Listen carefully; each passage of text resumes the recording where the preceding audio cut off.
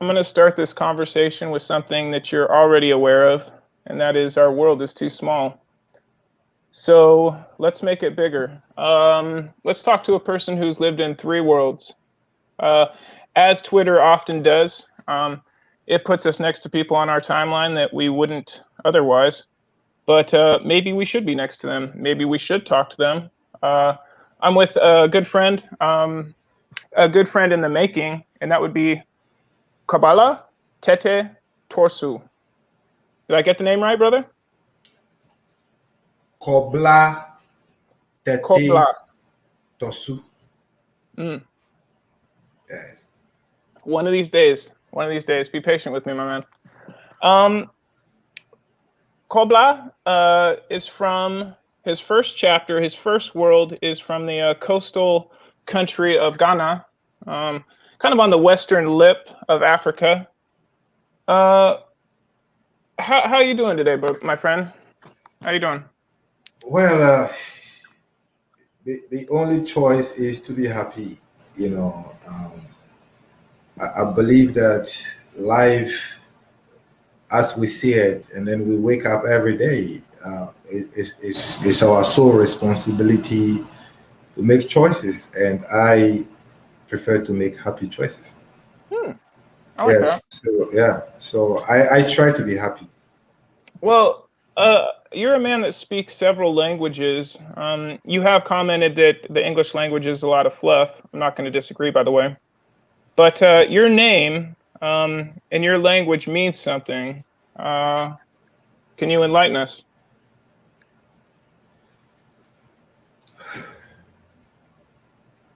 Um, Identity, I believe, has is one thing the world is struggling with.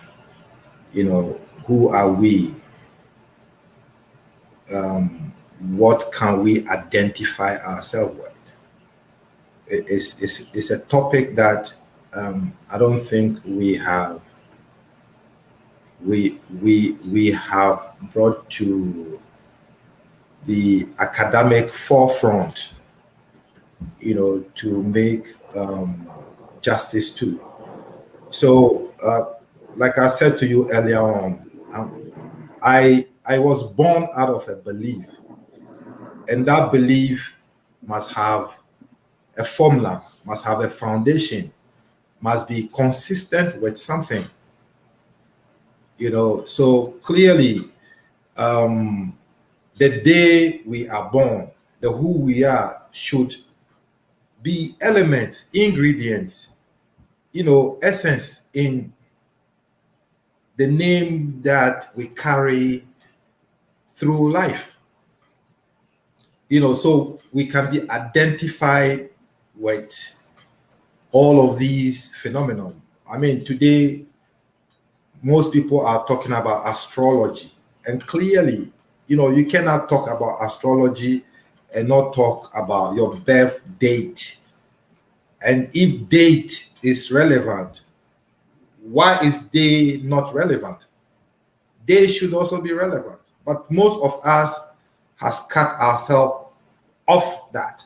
So we deal with date instead of day. You know, so um, from our cultural perspective, the day you are called or born, I mean, you are born, is related to or should be related to your name at the point. So when you mention your name, everybody know when the day you were born, you know, without having to even ask. So the Kobla clearly represent that day.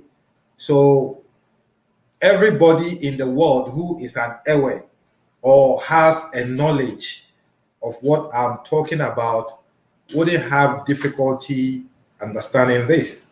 It's Hmm. the individuals who have no clue, who has no idea to this knowledge, who would question it and, you know, want to know what's happening. Well, you It's not a new knowledge. It's something that has been part of us. hmm This is who we are. well, you mentioned the significance of your first name, the day that you were born. Actually, on my timeline, the first thing that caught my attention was your last name, Torsu.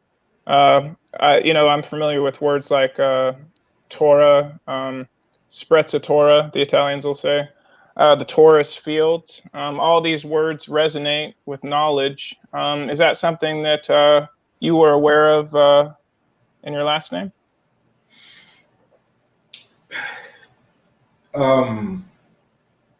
This name was given or gave birth to me from an ancestral lineage. Okay, if I tell you I know every ingredient that defines this name, I don't think I do. But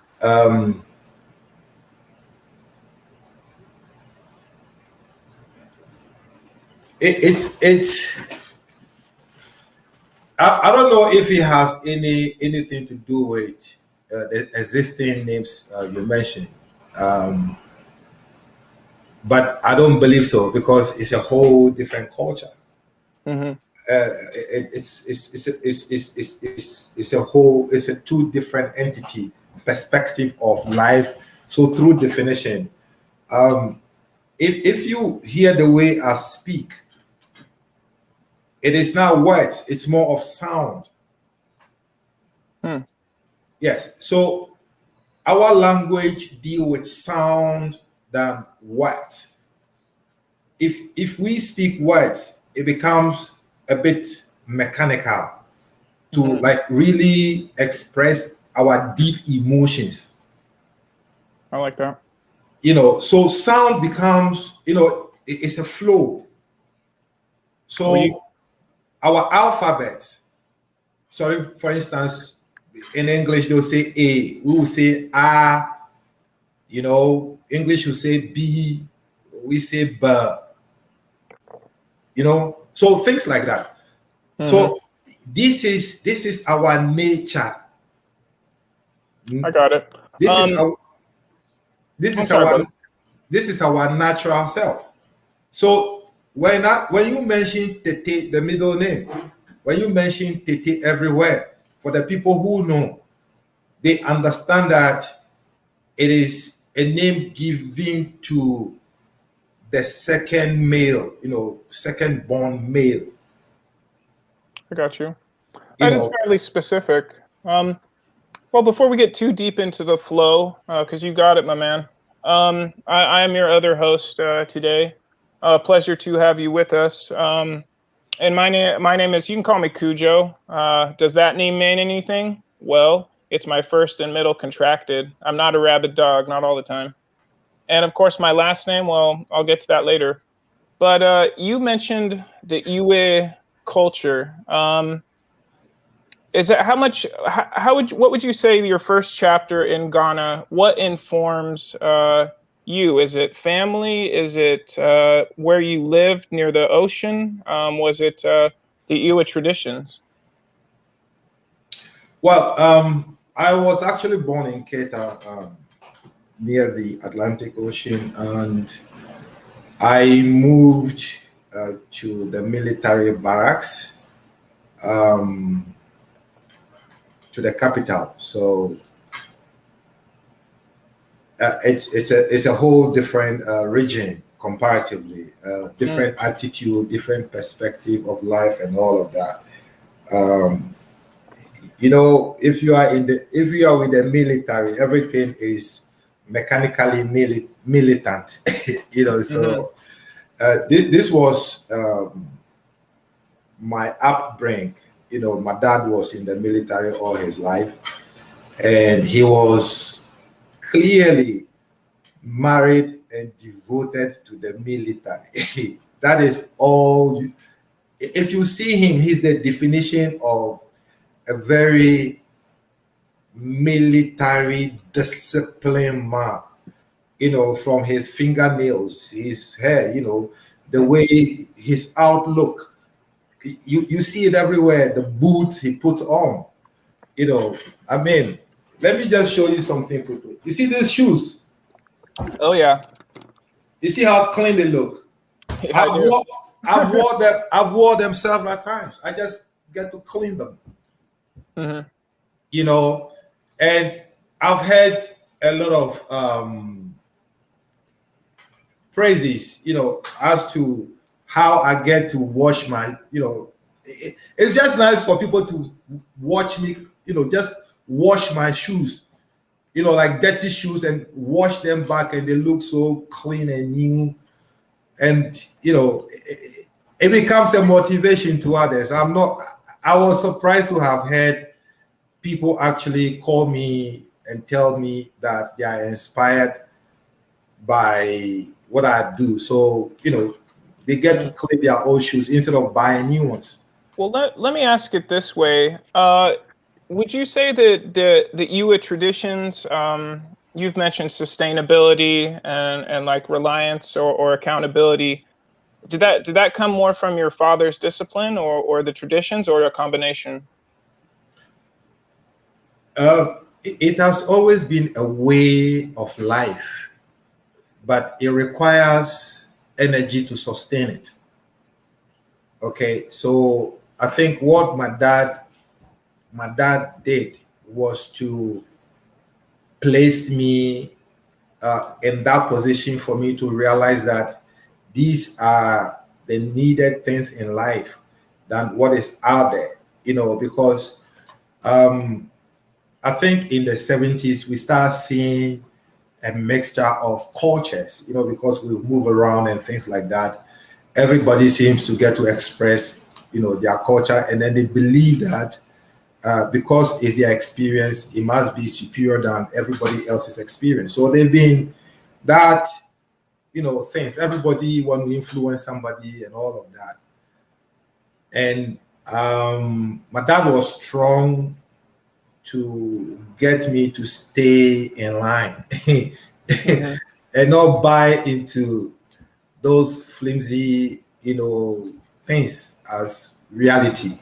Mm-hmm. So what I'm telling you is that we'll go to school and then you see people talking about a movie they've watched the previous day, Mm-hmm. Bruce Lee and all of that, and saying things and all.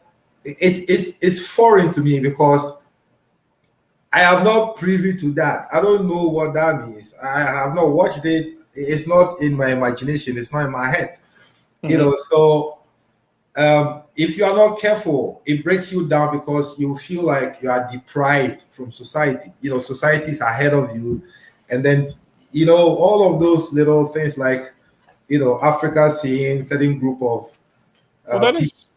that is a curious statement. Sorry to interrupt, brother. That is a curious statement. Well, what would you say if you were taking something that came with you from the Ghana culture? What would it be? What would you say? Since you don't dive into pop culture and stuff like I, that. I see culture as an individual's lifestyle. The world for me is a market. Mm-hmm. There's so much you choose to take what is resonate with you, or this is what I do. I pick the things that resonate with me. My dad has said a lot of things to me, but I pick the ones I feel that works with me. He's my dad, but I believe that we are all different. We may have some similarities, but we cannot be the same. We may have identical features, but we are not the same. So if clarity of this whole concept is well defined, then we know how well to place ourselves, and then the choices thereof we have to make as we evolve in life as humans. Mm-hmm. So I feel that it's a big disservice and a position of irresponsibility to just wake up as an individual, especially a man, uh, to be told what to do with your own life. It's our personal individual choice to define that. As otherwise, how do you bring yourself to call yourself a man? Hmm.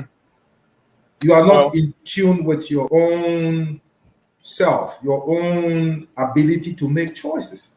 You have to depend on somebody. I mean, I believe that that would be the beginning of slavery, in my opinion. Well, let me stop you right there. I think we've chatted a couple times about the Western culture and the ambiguities of it. Yeah, I think you just summed it up. Everybody's waiting for somebody else to save them.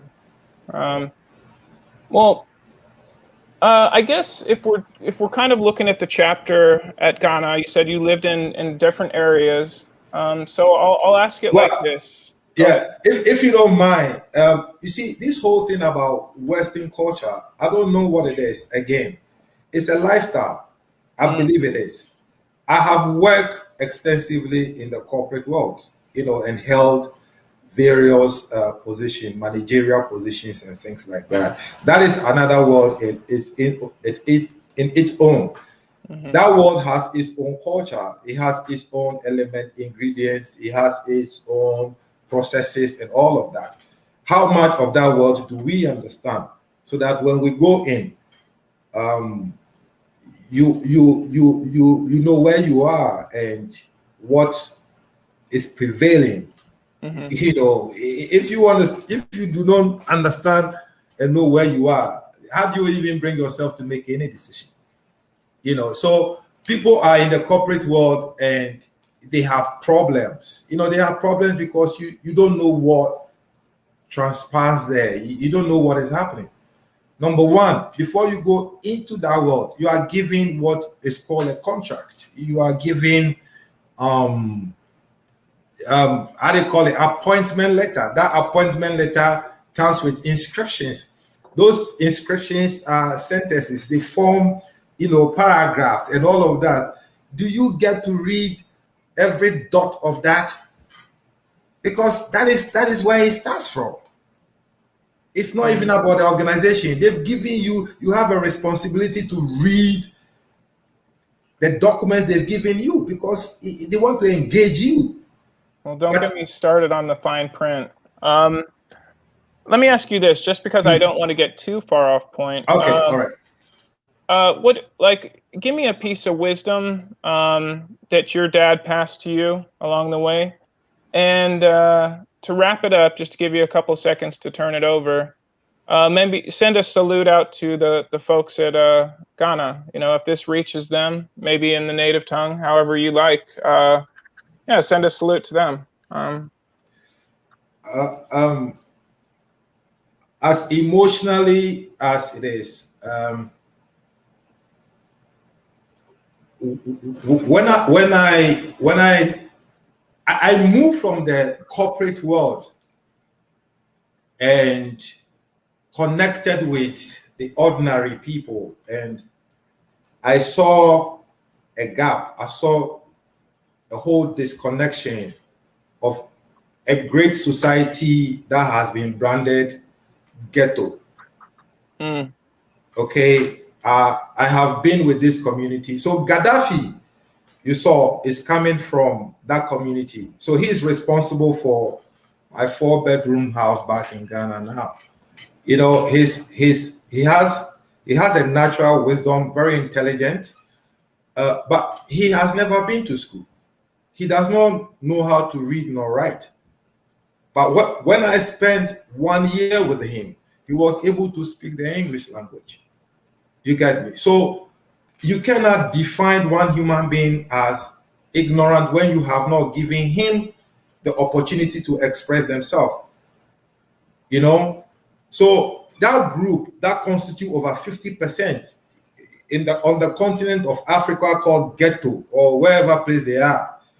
I want to send my heart to them.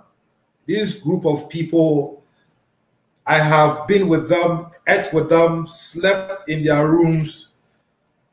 I cannot see how an intelligent human beings created by the divine entity bring themselves to dwell in a situation like this. And it is okay.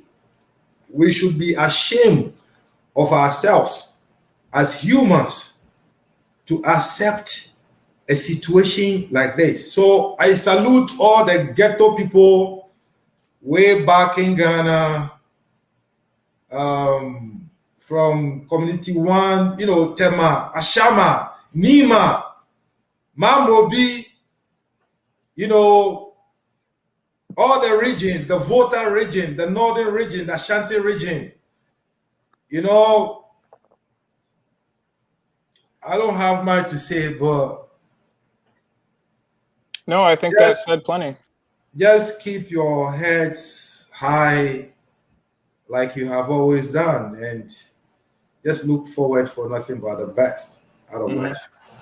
We won't end on a serious note, but I would like to back those words up. If our voices travel, it's a pleasure and honestly an honor to chat with you, a son of Ghana, and to get to know cultures that were not taught to us. I mean, that's where you and I stand, in a place where the people that came before us didn't bother to tell us the story correctly. The world, the entire world is a learning world in progress. Okay, we will never know, but we can share and express ourselves. I believe that every individual on this planet is a carrier of an information or a message. Are we connecting well with ourselves, within ourselves, to express ourselves from an emotional point of view, or we just expressing ourselves from some mere book we have read? We cannot speak without feelings. We need to attach our feelings to the things we talk about. Well, I do know, to be in touch with your feelings, it helps if you know a plant that some of us know as cannabis. And you did mention that cannabis found its way to Ghana as well. I'm curious, in that first chapter of your life, how was it framed by your culture? Was it framed kind of like the hippies smoke it? Now, I know that hippies probably didn't fit, but how did they see it?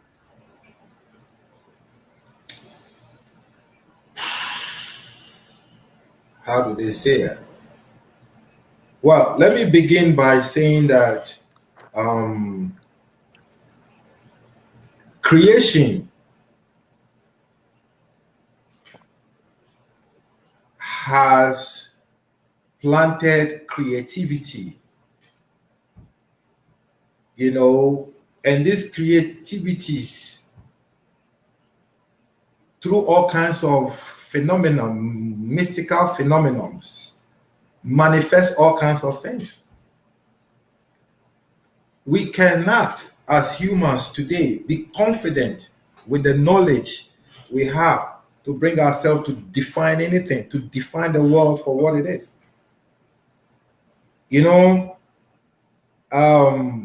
But for the sake of references, we've tried to define certain things. But as to whether we understand how profound these things are, what we are dealing with, becomes another. We need information. How much of information do we have to even discuss these things? Becomes one. Now, as a little boy, I found myself at a point where I was in a shrine, and people will come for all kinds of consultation from the priest, and I was serving everybody with water, that little, so just running around. So I was seen as that little voodoo boy. So I picked certain things out, from childhood. And all through these things, there are certain levels and categories of initiation into all kinds of things. And cannabis has been employed in those processes. Because Africa has one thing that the world may not know about, the spiritual aspect, which I do not believe has been adequately defined by the English language from all perspectives. Typically, if you go to Dahomey, where, like, the city of the pythons. Now, when you see those pythons in the state in which they are calm, you can play with them, carry them, and sometimes these pythons go out, walk around town, and nobody harms them. They go feed and then come back. They are part of the community. Now, people who do not understand the spiritual interpretation of these things, when they see it, they've seen python, the first expression or impression is to get scared, because it is in our head that these things are dangerous. But here we have another culture honoring these pythons and have built a home for them. Today they become like tourist sites because people are waking up to see the other side of the world that we know not of. Well, you are speaking my language. I'm a fan of reptiles. When I hear you talk, it reminds me a lot of the way they speak of Native America before a bunch of folks in shiny armors rolled up. But just a living with nature, a communion with nature, so to speak. So I do have a frame on that one. This is just the start of a conversation. Let's call it 3 conversations. You've been introduced to Ghana. You've been introduced to Kwabla. So yeah, I think that you'll hear from us again in the near future. Any last thoughts before we talk about or lead into your next chapter in Cuba? Any last thoughts about your first world?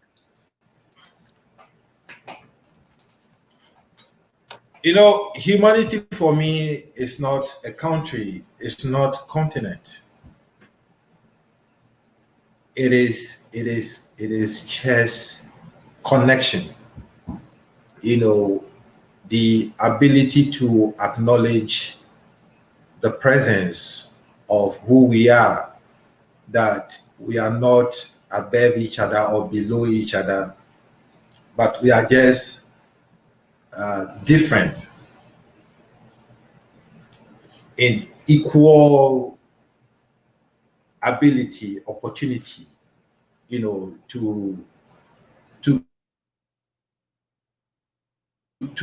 have things, the ability to channel our good energy and bring to ourselves the things we want to see without having to fight for it. I don't think that there's the need as intelligent humans to fight for freedom. Why should anybody fight for freedom in the first place? So these are things I wake up to, talk about. Mm-hmm. So yeah. Well, you guys have seen his Twitter drop down there. Feel free to reach out and chat him up, as you should. And I believe we'll be with you shortly in Cuba. Does that sound right? The Caribbeans, well, it's a place for everybody to visit. It's very inspiring. A lot of rhythms, a lot of alcohol. Save that for chapter 2. A lot of cigar and a lot of merengue. Oh yeah. I did want to close out just to get one more piece of any books that you enjoyed early on, and anything that kind of caught your attention. I have not, reading has not been part of me. I have always lived as a very philosophical individual, and I believe that the best way to learn is experience life yourself. That is when you can speak it. Otherwise, I'm found you know, I bring myself to this emptiness, and all I can do is references, you know, referencing people's experiences. I don't know what is that. I can only recycle people's experiences, but I cannot speak about my personal experience. You know, so I take myself to an experience, then it becomes a knowledge, you know, for me. And it brings me a lot of pride. Well, you speak like somebody who has a lot on your mind, and I can definitely appreciate that. So I'll probably drop that. I'm not going to say when because I'll date this. But it's been a pleasure chatting with you, my man, and honestly getting to know you so far. So I look forward to catching you in the future. Thank you for sharing your mind with me. Thank you for having me. It's a pleasure and a privilege. Pleasure's mutual, my man. Cheers, guys. I'll catch you soon.